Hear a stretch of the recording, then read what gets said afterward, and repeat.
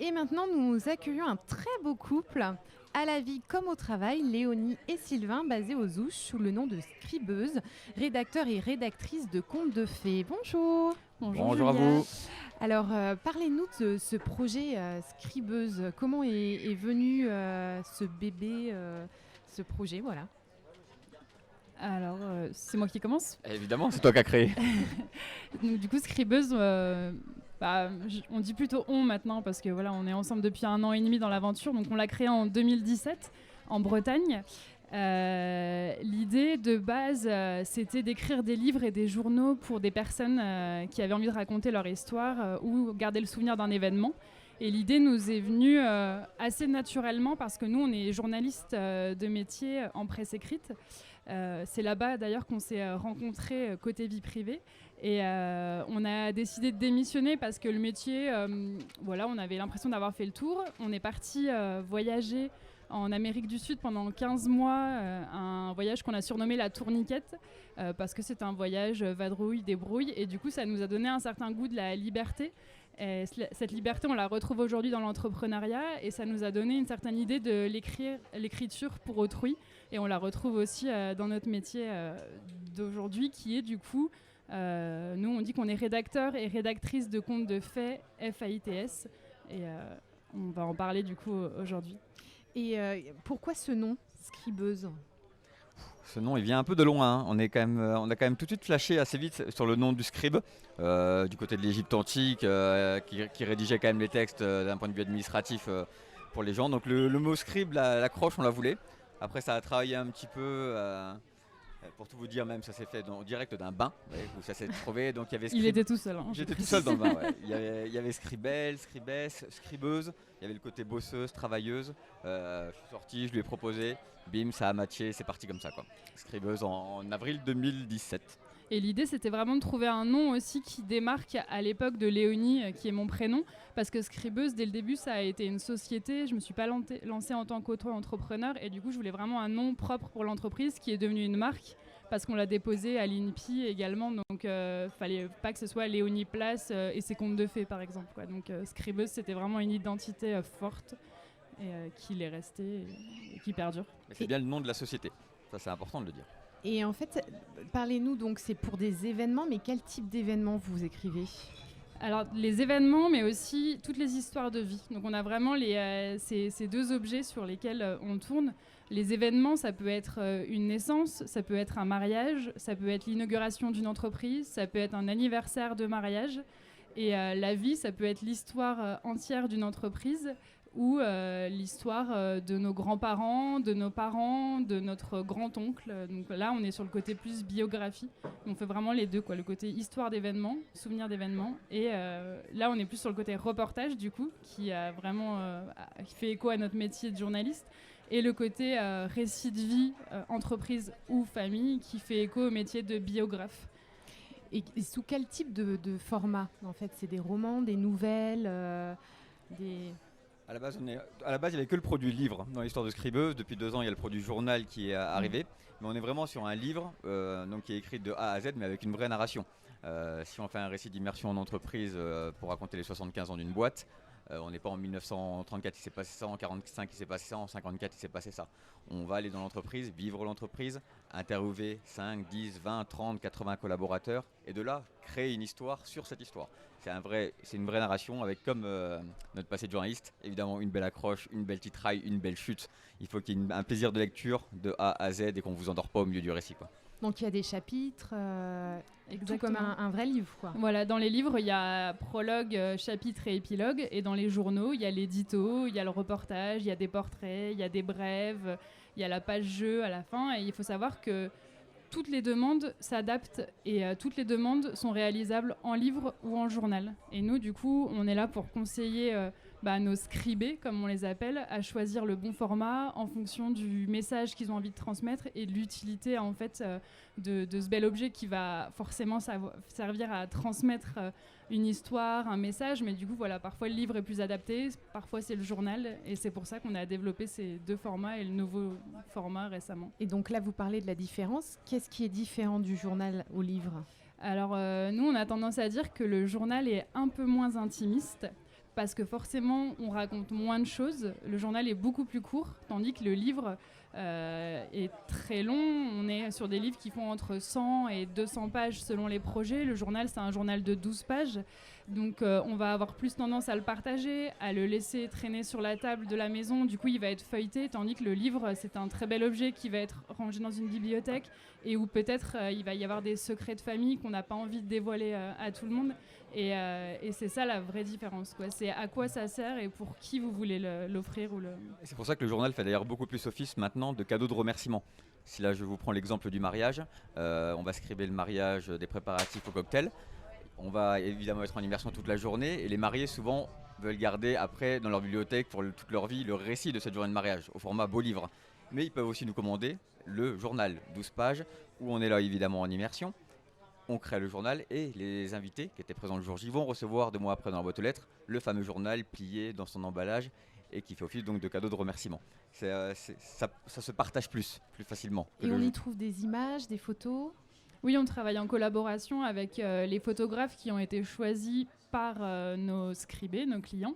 Nous, on n'impose jamais des photographes, mais par contre, on peut en proposer parce que voilà, ça fait 5 ans maintenant, donc on commence à avoir un réseau de partenaires.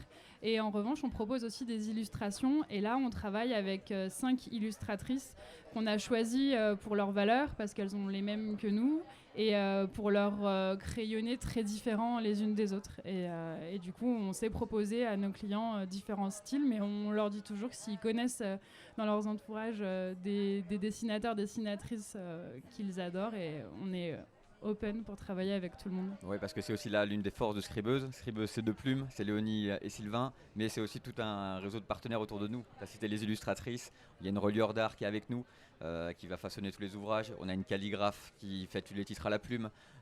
Dis-moi si j'en oublie, on a la correctrice quand même qui va relire tous les ouvrages avant, les imprimeurs partenaires. Bon, donc il y a tout un pool autour de nous pour façonner à la fin le bel ouvrage dans un très bel écrin. Oui, on ne s'imagine pas qu'il y ait autant de personnes derrière un livre, mais c'est beau. On est 5 en moyenne par projet à travailler sur. Vous restez avec nous. On écoute Limitation de Mera Andrade. Et juste après, on passe au côté pratique. Léonie et Sylvain nous dévoileront comment le rôle de chacun et comment pendant un événement vous travaillez. Ok. De retour sur le 90.5 FM, Globule Radio en direct du South Bar à Chamonix-Sud. Alors merci à nos partenaires sans qui nous n'aurions pas pu continuer les rencarts cet été. Europcar qui nous prête une voiture pour déplacer tout ce matériel que vous pouvez voir sur notre live Facebook. Et merci aussi à la Haute-Savoie pour les aides financières, bien sûr. Merci à eux. Alors on retrouve tout de suite Léonie et Sylvain qui sont venus nous présenter l'entreprise Scribeuse. Et oui, on rappelle Scribeuse, c'est 2 écrivains, écrivains journalistes, tu peux dire ça. Rédacteurs, qui font de vos événements des livres et des histoires des livres. Alors racontez-moi un petit peu, parce que là vous êtes 2, comment on se répartit le travail, comment vous vous organisez ? Alors nous, on a eu à cœur dès le début de se dire qu'on avait chacun nos clients. Parce que déjà, comme tu l'as dit au début, on est un couple et on avait envie quand même de garder cette indépendance au sein même de notre travail. Donc on a chacun nos projets qu'on gère en fait de A à Z. On se relie mutuellement parce que l'autre connaît pas l'histoire que l'autre est en train d'écrire et vice versa. Du coup, on apporte un regard hyper neutre en fait sur la question. C'est la seule chose qu'on croise. Et de temps en temps, on a des projets communs parce que l'agenda fait que, parce que le projet fait que, et parce qu'on a envie aussi de se faire plaisir et d'écrire à 4 mains. Et on l'a déjà fait dans le passé, donc on aime bien. Et voilà. Mais au final, c'est quand même plus l'agenda qui va diriger un tel ou un tel sur telle prestation. Parce que si je dois aller sur un récit de mariage, je suis super heureux. Si je dois aller faire le récit de vie d'un papy de 95 ans, je suis super heureux. Si Léonie doit aller rentrer en immersion dans une boîte pour aller raconter les 50 ans d'histoire, tu seras super heureux. Donc on est quand même multitâche. Sauf le sport, c'est moi qui prends. Et en revanche, sur le côté plus entrepreneuriat, entreprise, Sylvain a des qualités innées de commercial, comme vous pouvez le voir depuis tout à l'heure. Du coup, c'est lui qui gère plus la partie démarchage. Et moi, j'ai la partie communication sur les réseaux sociaux et même avec les partenaires extérieurs. Et après, tout le reste, on se le répartit au feeling. On se connaît parfaitement, donc on sait ce qui fera plaisir à l'autre. Le but, c'est de se faire plaisir et de ne pas faire des choses par défaut. Donc, en événement, vous êtes pratiquement seul et certains à deux, mais généralement tout seul à un événement. Ouais, jusqu'à aujourd'hui, on est seul. Après, on a envie de faire évoluer la chose, notamment pour les mariages, où on aimerait bien être à deux parce que c'est intéressant. Ouais, le côté féminin, côté masculin. Exactement. On suit les préparatifs du couple le matin ou le début d'après-midi du mariage. Et en fait, c'est vrai que c'est quand même plus sympa et plus simple de suivre un homme ou une femme. Ça gêne moins la personne. Et on l'a remarqué, ça, franchement, c'est pas un cliché, c'est la réalité du terrain. Et du coup, ça pourrait être chouette, en fait. Et puis, justement, de glaner encore plus d'anecdotes à deux que seul. Oui, parce que des fois, des petits détails, nous, côté féminin, ça nous touche. Alors que toi, Sylvain, tu seras plus sensible à d'autres choses. Ouais, et puis même être à deux, là, sur la double presta, quand j'étais sur la presta pour un mariage, alors j'étais avec Agathe, salut à toi, ma mariée Scribé. Elle se prépare, tout va bien. Bon, évidemment, il y a un moment où moi je dois m'écarter, je suis quand même le garçon. Donc je perds des moments que Léonie, si elle avait été là, aurait pu rester avec la team des filles. C'est vraiment un exemple là où on loupe des brèches et je suis obligé d'aller sur la team des garçons. Alors que si tu avais été là à deux, on louperait. Et puis le côté, le mariage, c'est très important d'avoir un équilibre parfait entre les anecdotes récoltées auprès des invités et le reportage pour que le récit soit hyper vivant. Et c'est vrai que des fois, on est un peu pris dans l'action et on se dit, ouais, il faut aller interviewer la mariée, le marié certes, mais tous les copains, le machin, tout ça. Et du coup, on se laisse un peu happer et en fait, on oublie de regarder ce qui se passe autour de nous. Et alors que là, à deux, il pourrait y avoir un qui soit préposé au reportage et l'autre aux anecdotes. Ça pourrait être chouette. On va rester dans le mariage. Par exemple, j'ai une amie qui se marie l'année prochaine. Je veux lui offrir votre prestation. Quel beau cadeau. Comment ça se passe en fait, le premier rendez-vous, les étapes? Alors déjà, on a toujours un brief de bienvenue où on explique Scribeuse, tout le déroulé, parce que parfois ça peut un peu impressionner que d'être interviewé, que d'être un peu quand on est marié déjà, on est un peu sous le feu des projecteurs toute la journée et là on se dit ouais, il y a deux personnes ou une personne qui va me suivre avec son calepin et son stylo, ça risque d'être un peu lourd, et alors que c'est pas du tout ça. Nous on est hyper discret et le but c'est que les mariés ne nous voient pas et d'être là où ils ne sont pas. Donc tout ça on l'explique. Et après, l'aventure démarre au premier entretien où ils vont nous raconter leur histoire. Donc avant le mariage? Avant ou après, selon si par exemple ton ami, tu veux lui faire la surprise. Okay. Donc on peut aussi être la surprise jour du mariage et interviewer le couple après le mariage. Les deux fonctionnent, on l'a déjà fait. Et là, ce qui est important, c'est ce premier entretien. Là, on veut le maximum d'infos sur l'histoire du couple, mais aussi l'histoire de leur famille. D'où ils viennent, où ils sont nés, où est-ce qu'ils se sont rencontrés, quel type de famille, leur passion. On prend le pouls du couple pendant 2 heures, 3 heures d'entretien, comme ça on arrive le jour J. Eux, au moins, on les connaît par cœur et c'est même beaucoup d'éléments que beaucoup de monde dans l'assemblée ne connaît pas. Et après, comme ça, on peut s'intéresser aux autres. Et avoir des questions intéressantes et personnalisées. On ne pose jamais les mêmes questions. Nos questions, elles sont personnalisées à l'histoire de la famille et les interviewés, parents, amis, témoins sont même étonnés le jour J. Vous connaissez ça? Et oui, est-ce qu'ils se livrent facilement? Oui. Parce que c'est quand même... vous êtes deux inconnus qui rentrent dans leurs histoires, souvent très intimes. On mord pas. Ouais, non, et puis surtout, on a aussi... c'est une des forces de Scribeuse, c'est qu'on est journaliste et du coup, je crois qu'on sait interviewer les gens et poser les questions sans les agresser. Et le but, c'est vraiment de les mettre en confiance et peut-être même au début passer 5 à 10 minutes avec eux sans du tout rentrer dans le vif du sujet, mais les mettre en confiance. Et après, les 5 dernières minutes, elles sont géniales parce qu'on a toutes les infos qu'on désirait. Et non, les gens se livrent vraiment beaucoup. On est une vraie animation. Le jour du mariage, les gens nous cherchent. Au moment du cocktail, ils ont envie de nous raconter des choses. Même ne pas hésiter à faire copain-copain, quoi. On est proche, on est là. Quand ils se découvrent, on est juste à côté d'eux. On passe les derniers moments avant qu'ils se disent oui, on est là. Donc si ça matche bien d'un point de vue humain, après c'est magique avec leurs invités derrière. Et au point de vue de confession ou humain. Donc il y a 2 rencontres. À peu près. Il y a la rencontre avant ou après le mariage et il y a le reportage jour J où on est là toute la journée. Et on ne se rend pas compte, mais c'est beaucoup d'informations. Combien de temps ça vous prend pour rédiger la rédaction?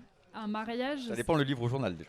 Ouais, mais le format. livre, si on parle du livre, un mariage, ça va être 1 mois et demi de rédaction, 1 mois et demi d'écriture, sans compter que derrière, les mariés, évidemment, relisent. Donc du coup, il y a toujours des modifications à apporter. Donc il y a encore un peu de temps de travail ensuite. Et après, il y a tout l'aspect mise en page. Parce que ça prend du temps aussi, parce qu'il faut savoir que sur un mariage, souvent on travaille quand même beaucoup avec le dictaphone. On ne veut pas perdre une miette, on veut rester concentré dans l'interview. Donc il y a 25-30 interviews qui sont réalisées dictaphone. Donc il faut rentrer chez soi, dérocher, retravailler, imprimer, trier, structurer, bon, créer le récit, quoi. Ça prend du Et temps. quelqu'un qui voudrait uniquement le journal pour son mariage, c'est beaucoup moins de temps ou c'est le même temps de travail en fait pour vous? C'est moins de temps. On va plus être sur du 2 à 3 semaines. Là, certes, on écrit moins, mais du coup, on a récolté énormément d'infos, donc il faut les trier, il faut retenir les meilleurs, et il y a un vrai travail éditorial en fait. Des angles à trouver, alors que le livre, on va plutôt raconter l'histoire et on va se laisser porter. Et forcément, il y a une narration, on crée un plan, tout ça. Mais oui, on va dire 3 semaines pour le journal et 1 mois et demi pour le livre, quoi. Alors là, si vous êtes en direct sur Facebook, vous avez pu voir à la vidéo les livres et les exemplaires que produit Scribeuse. Donc si vous nous écoutez à la radio, allez revoir le replay en direct pour voir un petit peu le détail de tous les formats que propose Scribeuse, autant journal que livre. En tout cas, merci Sylvain et Léonie. Merci à vous. Donc on Merci, rappelle, vous Julien. êtes basés aux Ouches. Oui. On peut vous suivre sur les réseaux, vous avez un site internet, comment ça se passe pour vous contacter? On a la totale. Un très joli site internet, tout récent, www.scribeuse.com, où là vous avez toutes les infos, livres, journaux, et je laisse la reine des réseaux sociaux communiquer. Hashtag. Non, non les pages, c'est pareil, c'est tout simple, c'est Scribeuse, SCRIBEUSE, sur Instagram, Facebook et LinkedIn pour les entreprises. Eh ben merci, bon récit à vous parce que je crois qu'en août c'est le mois de la rédaction. Ça donne vraiment envie d'avoir une prestation comme la vôtre pour un petit cadeau en tout genre. Dans quelques minutes on vit tous sur l'agenda de ce soir, mais on écoute la Nostra Fine d'Andrea Loslo de Simone.